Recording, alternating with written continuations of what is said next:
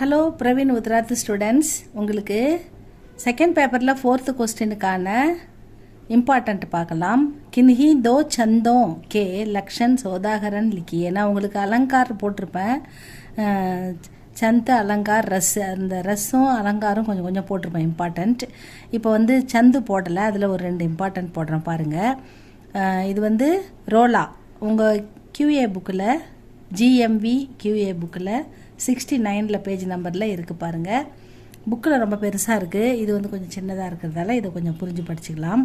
இது உங்களுக்கு ஈஸியாக தான் இருக்குதுன்னு நினைக்கிறேன். பாருங்கள், ரோலான்னா அது சந்தோடைய ஒரு டைப்பு, சந்தோடைய ஒரு பேர். ரோலான்னா எப்படி இருக்கும், அதாவது சந்தம், எதுகை, மோனை, அந்த மாதிரி சந்தம், யாப்பிலக்கணம், அந்த மாதிரி ஒரு இலக்கணம்னா என்னென்னா ஒரு வரி எழுதுறதுக்கான எப்படி எழுதணுன்ற ரூல். முதல்ல எப்படி இருக்கணும், முடிவு எப்படி இருக்கணும், நடுவில் ஸ்டான்ஸாக எப்படி இருக்கணும் அப்படின்ற ஒரு நியமித்த ரூல் படி எழுதுறது தான் கிராமர்.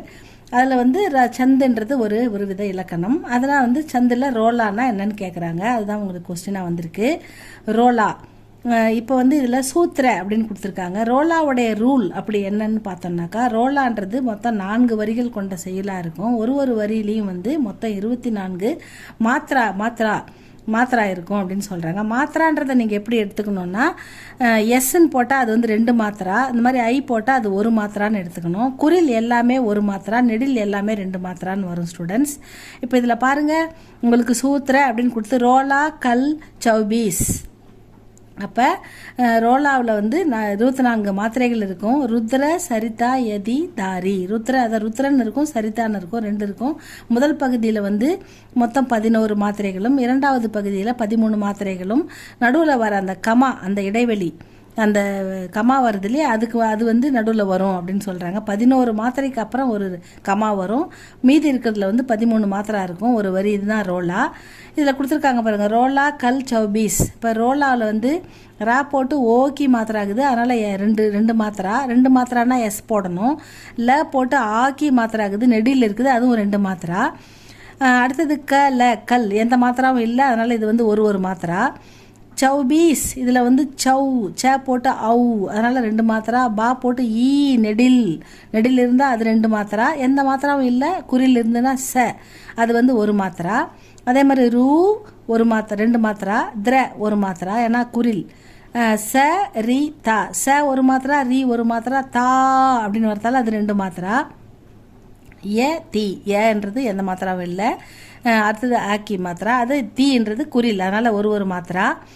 தா ரீ, த ப்ளஸ் ஆ, அதனால் தா, அது 2 மாத்திரா. ரா போட்டு ஈ, நெடில், அதனால் அது 2 மாத்திரா. இப்போ இந்த 2 மாத்திராவை டோட்டல் பண்ணுங்கள். 2 4 5 6 8 10 11 12 13 14 15 16 18 20 22 24. அப்போ இந்த வரியில் 24 மாத்திரா இருக்குது. ரோலானா ஒரு வரியில் 24 மாத்திரா இருக்கணும்.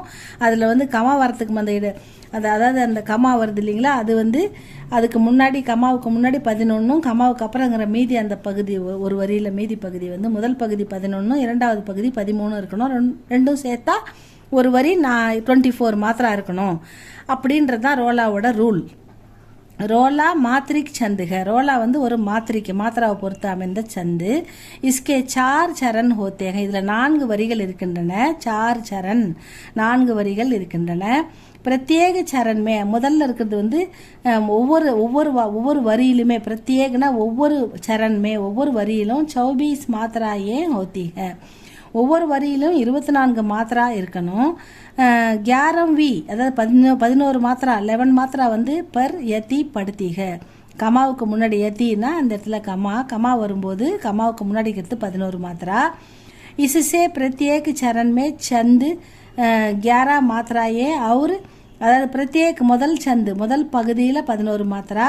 சரிதா, அதாவது அவர் சரிதான்னா 2வது பகுதி, அதில் 13 மாத்திராவும். கே ஹிசாப் சே குல், இதை மொத்தமாக சேர்த்து குல் டோட்டல் பண்ணால் 24 மாத்திராயே ஹோத்தீக. இதுதான் ரோலாவுடைய ரூல் அப்படின்னு சொல்கிறாங்க. உதாரணம் இதில் எதனா 1 கூட எழுதுங்க, 2 கூட எழுதுங்க, உங்கள் இஷ்டம்.